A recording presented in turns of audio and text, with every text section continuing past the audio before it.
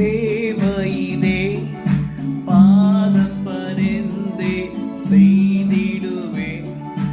ஆயுள் முடியும் வரை கிறிஸ்தேசு வருகை வரை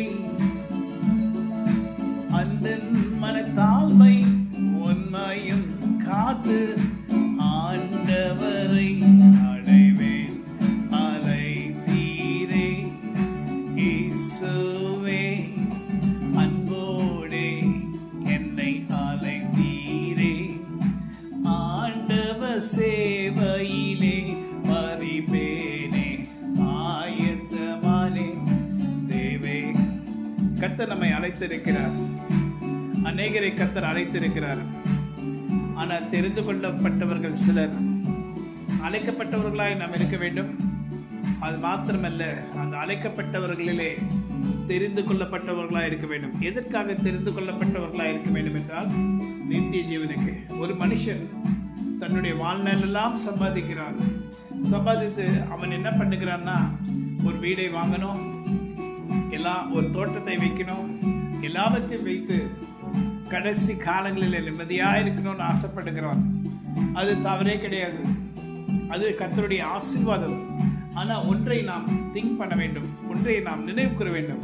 என்ன நினைக்கணும்னா, அதுக்கு பின்பாக நமக்கு என்ன? ஹல்லேலூயா. அதுக்கு பின்பாக என்ன என்று நாம் இப்பொழுதே வேதத்திலே நாம் அறிந்து கொள்ளலாம். ஏனென்றால் நித்திய ஜீவன் என்று ஒன்று இருக்கிறது. ஆண்டவர் ஒரு மனுஷனை படைக்கும் போது, ஆதாம் ஏவாளை படைக்கும் போது மரிப்பதற்காக படைக்கவில்லை. ஆனால் அவர்கள் மரித்ததற்கு காரணம் பாவம்.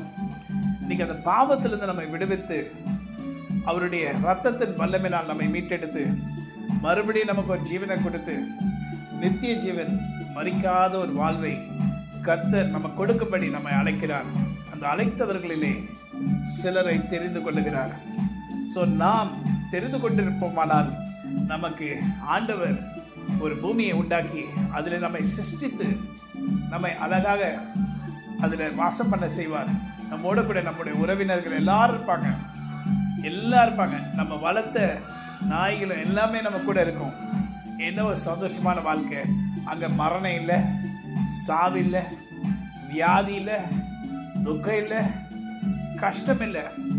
இனி நீங்கள் நீடித்த நாட்களாய் மரணமில்லாத நாட்கள் வாழும்படி கர்த்தர் வேதத்திலே கூறியிருக்கிறார். அதை குறித்து தான் நாங்கள் பேசுகிறோம், வேற ஒன்றையும் குறித்தல்ல. அதை நீங்கள் அறிந்திருக்கிறீர்களா?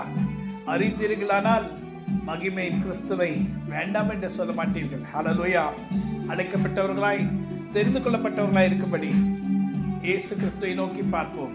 அப்போது கர்த்தர் நம்முடைய வாழ்க்கையில பெரிய காரியங்களை செய்யும்படி நித்திய ஜீவன் என்கிற பரிசை நமக்கு கொடுப்பார். ஆமென். God bless you. Have a wonderful day. Amen.